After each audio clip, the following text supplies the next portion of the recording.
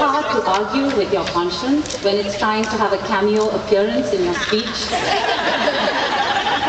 So okay, here's the truth. And besides, Booth said we had to talk about failure, so I guess I was set up for this to begin with. I dropped out of college when I was 19 years old. After entering Delhi University as a freshman, I could usually be found on the lawn outside the cafeteria with my band Graffiti, or as Americans say, graffiti. I spent more time at music festivals, street theater, and political demonstrations than I ever did in class.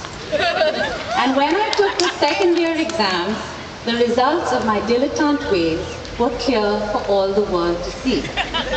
Posted there in the wood-framed bulletin boards in our college corridors.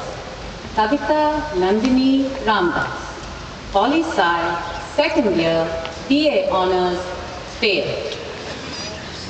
This is not the nice middle-class Indian girl storyline.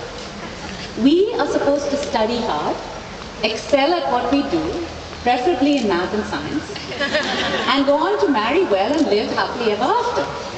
We are not supposed to have nervous breakdowns in the middle of our exams. Be sent off for psychological counseling, and then, horror of horrors, dropped clean out of college, which is what I did. I put up a very brave front, but really, I felt miserable.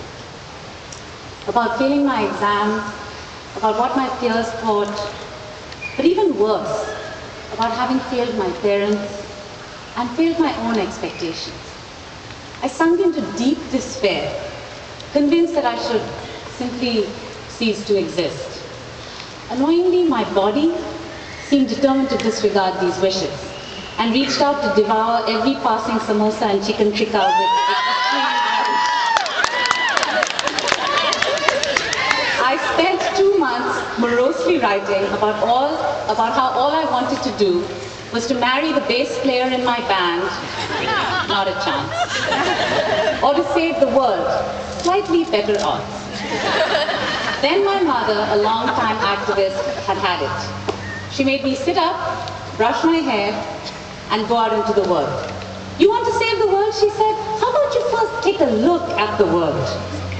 So I was volunteered into service, first at a local orphanage. I sobered up pretty quickly. I learned firsthand about the discrimination that girls in India experience. As I watched nurses bring in little babies, sometimes with placentas still on them, all of them girls, abandoned by mothers too poor and too frightened to cope with another girl child, in families where girls were seen as nothing more than a burden. This was followed by more extreme exposure. After having spent most of my life in some of the biggest cities in the world, I was a bona fide city girl. My mother decided I needed to learn about rural India. I was delighted. This was the real stuff.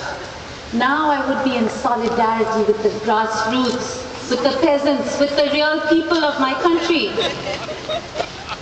Well, nothing prepared me for the solidarity of waking up at 4 in the morning to walk with women to go use the fields, which were the only bathrooms. And nothing I had seen until then helped me understand a world in which young women were expected never to raise their voices, not to voice an opinion of any kind, to cook and clean and serve every meal in the family before they ate, to give up their dreams of school, and to choke and cry as they prepared meals over a smoky fire. I was shocked by how much worse the plight of women was in these villages compared to what my experiences of discrimination had been. But I was also sure I had now found my true calling. I was going to live here, with the women who live at the very bottom of the pyramid of life in rural India. I was going to suffer alongside of them and live amongst the people whose incredible courage and resilience was so inspiring. I was going to transform my life, shed my middle-class bourgeois ways, and dedicate myself to service. So there I was, Epiphany Complete, a very tall, middle-class Indian girl who dropped out of college. Do you think Jan Holmgren had this shortened on purpose?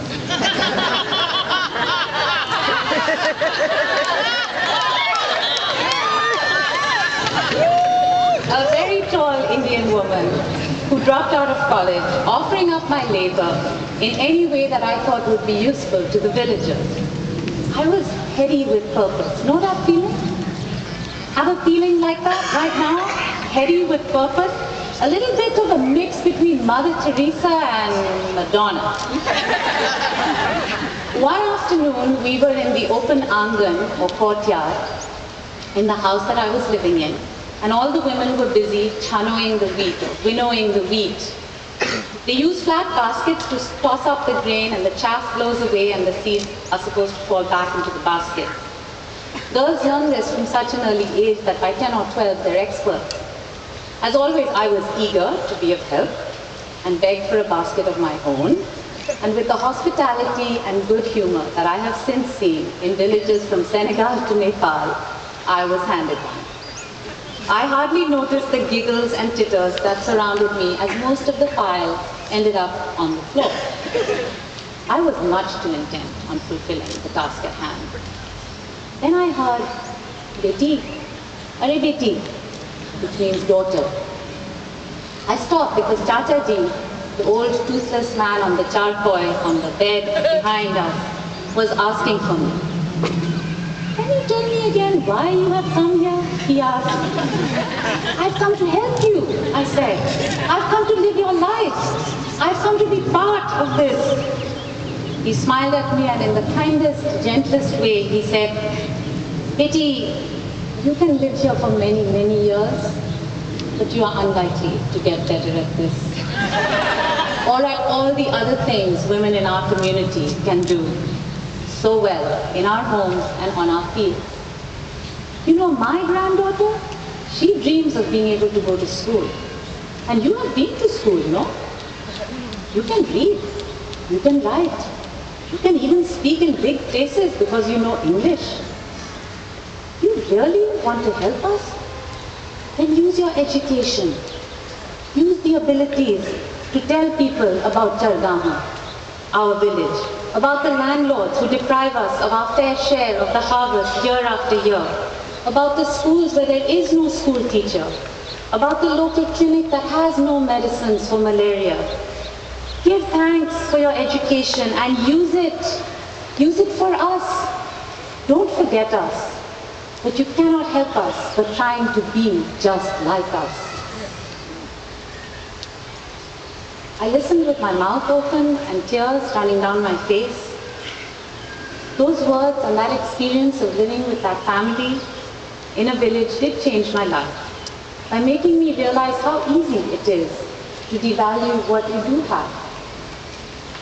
I repeated my second year exams to complete college, and while I did so, I also applied for and received admission and a scholarship to study at a women's college far away in South Hadley, Massachusetts, called Mount Holyoke. I believe a certain founder of Mills College once studied at that alma mater. The goddess does work in mysterious ways. And so it came to be that I, like you, benefited from a world-class institution at a very special place. A world-class education, at a very special place, a women's college. Because of your education, whether you are women or men, you know that we live in a world that continues to be profoundly unequal in terms of gender relations.